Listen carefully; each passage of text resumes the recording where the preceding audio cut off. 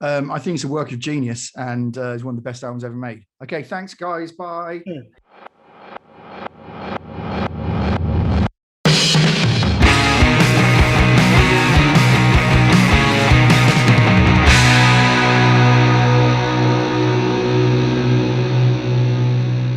Hello, Kev. Hey, Matt. How's it going, man? All right, mate. Yeah, yourself? All good. So we're going to talk about Smashing Pumpkins' Siamese Dream album, released in 1993, which makes me feel very old. 28 years ago. Huge record, sold 6 million copies, produced by Butch Vig. One of those albums that was kind of a Corgan, almost solo thing, because he played most of the instruments on it, apart from the drums, because Iha and Darcy had just spoken up. Jim Chamberlain was addicted to heroin. Corgan was very depressed. So it doesn't sound like a happy album to make. Made over the course, I think it's 3 or 4 months. Apparently they were working like 14-hour days to complete it. So wow. As a musician, current, I can't imagine being in the studio for that length of time, because no one would pay for it, because no one's got that sort of money to spend, book a studio out for 3 or 4 months. That's not going to happen. So it's probably one of the classic grunge albums. But one of the things I always thought about Smashing Pumpkins is they were sort of considered part of the grunge thing. But I think there was a lot of Rush in there, a lot of prog, a lot of Black Sabbath, Pixies, Loveless by My Bloody Valentine's in there as well. There's all sorts of those sort of influences. So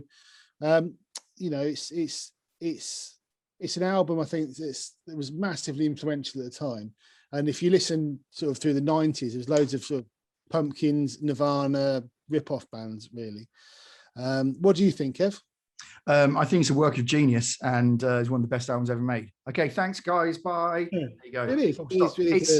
I know this one. I mean, both of us do. We know it like the back of our hand. It's another one. A little while ago we spoke about Faith No More, Angel Dust. I mean, it's part of our kind of like youth. But I mean, it's so direct. I mean, I listened to it all the way through today, and it's just so direct. I mean, we're great fans of bands that sort of change their sound and do different things and all the rest of it. But like every song on this, it's like, the drum sounds very slightly, but it's like the whole thing's hinged around that guitar sound.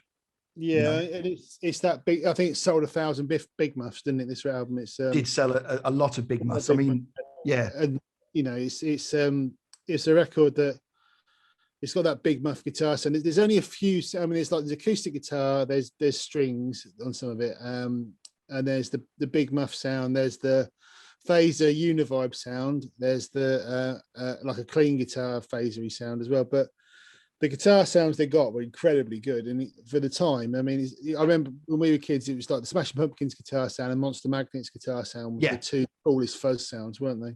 Yeah, I agree with you as well that people always kind of, because of the time it was, and people always kind of associate anything alt rock coming out of America that time was all put in together with grunge, and they're all the same thing. But I agree with you. I think that and especially knowing like from a lot of Rush in there. Yeah, a lot of the millions of interviews that Corgan's done since, he was like massively into Cheap Trick and Van Halen, and but having said that, like you say, there's a lot of Russian things in there. But one thing that I really took from it was how minimalist a lot of the arrangements really are. Especially like, I know Corgan's playing bass on a lot of it, but it's really like, it's not even like, the bass is keeping out the way for the guitars to be flash. It's like the bass and everything is just there. It really is like just supporting the song. I mean, a track like Today, that's a great that track. Wall of sound when it kicks in is just awesome. Still is. Turn it up loud. It's just like long? Bang. Sorry? Do you think it's too long? Well, the album? Yeah. You know what? It's really hard for me to say because I'm not that subjective about it, because it's really hard. It seemed long. It is quite a long album. Some of the tracks, it was that thing of it was the CD era. When there's two eras of music that made it, there was albums that were too long, which the 1970s were double albums, and then the early to mid 90s, well, or right through the 90s, where there was the fill the CD full of music culture as well. And I think a lot, a lot of albums did suffer by be too much too many tracks on. You know what I mean? Yeah, no, absolutely. I don't necessarily think that's true of Siamese Dream. Perhaps it's true with Melancholy, perhaps, because that's probably, I mean, if I was going to cast a really critical eye over it, I'd say that it's very much an album of like there's a couple of tricks. They've got like the wall of noise, and then it's the quiet loud dynamic, like the Pixies do. Which he does with his voice as well. He goes from like this really abrasive, nasally kind of aggressive thing to that kind of whisper, and literally from line to line sometimes, but somehow it works. I think sometimes on paper you could kind of say Corgan's voice would be really annoying because it's quite nasally, but it just works. But it's like it's a trick that they do throughout the album, and it works every time. I mean, one of my favorites is I'm sure it's Soma, which starts off really gentle, and it just goes along, and then there's just that like little arpeggiated guitar, and then it just bang, and it just works. And also as well, I'd say sonically as well, apart from that guitar sound, a lot of the clean guitars are just clean guitars. It's just microphone in front of an amp, as far as I can tell. There's no like clever delays, or I know there are delays and reverbs and things on there, but they're all used really sparingly, and it's just really direct.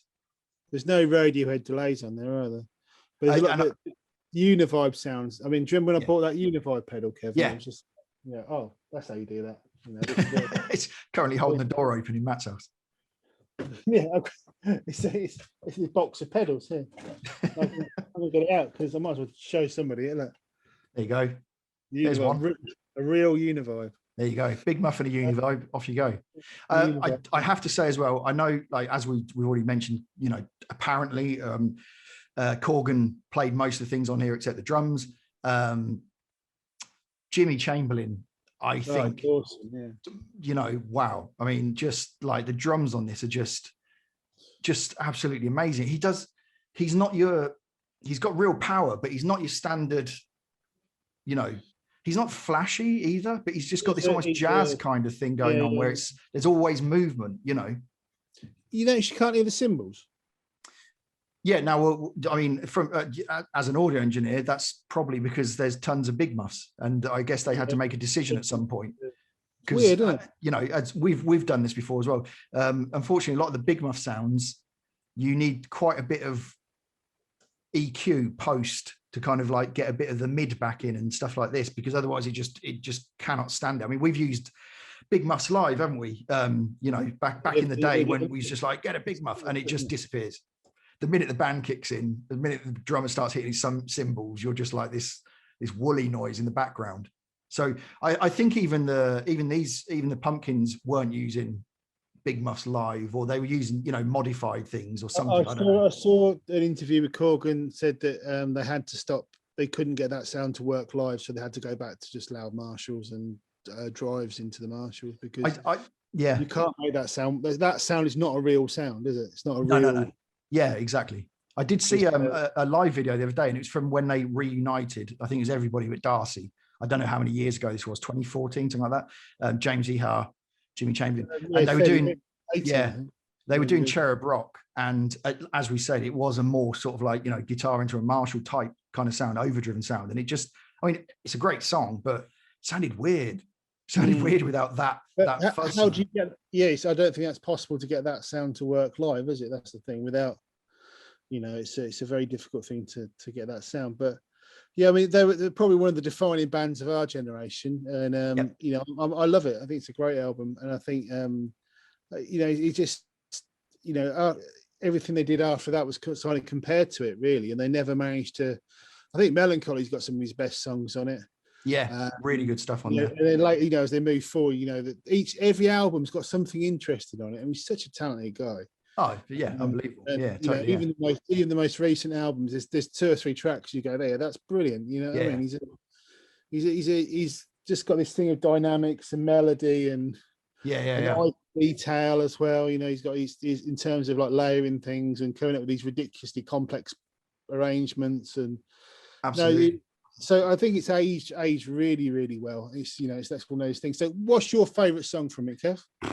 I mean, to be honest with you, I it's not really a favorite track, but I mean, just the opening, you know, Cherub Rock into Quiet. Yeah. I mean, that's just as a 1-2 opener. That's amazing. That the rhythm on Cherub Rock, that groove, amazing. How about you? What's yours favorite? Disarm's my favorite on it. Oh, okay. Because I mean, I'm one of these people, the words and songs don't really mean a lot to me very often, but I really like Corgan's words. I like Tom York as well. You know, he writes good words. Yeah. And Disarm's just. Have you heard Billy Corgan's cover of Landslide by Fleetwood Mac? No, I haven't. No. Oh, that's ever so good. Okay. Really good. Let's check that out. So so that's pretty much it, I think, for Siamese Dream. It's I think an album we both say was pretty much one of our huge formative influences, a real classic. It's awesome. It is awesome, yeah. So just to close up, so please like and subscribe. Thanks for watching us rattle on about Billy Corgan, which we could do for several more episodes. Like and subscribe. Cheers. See you later.